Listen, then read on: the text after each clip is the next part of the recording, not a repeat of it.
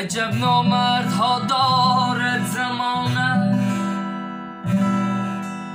عجب نامردها دارد زمانه، و سر تاقی بد فعلی زنانه، و پیشت گپ زنن چون شاعرانه، و پیشت گپ زنن چون شاعرانه.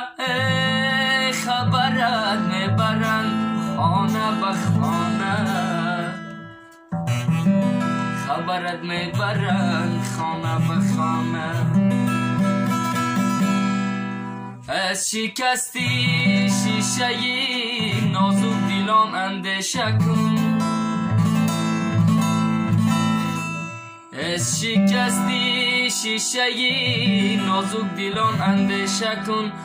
جان شیشه را گر بشکنی هر پاره آن خنجره، در بیابان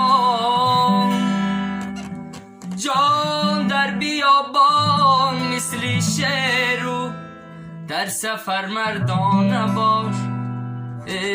شیوه مردی نداری مثل زن در خانه باش.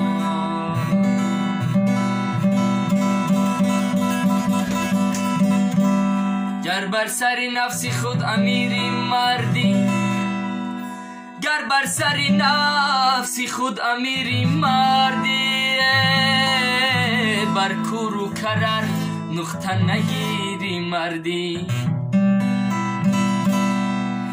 مردی نبود مردی نبود فی تا در را پای زدن، گر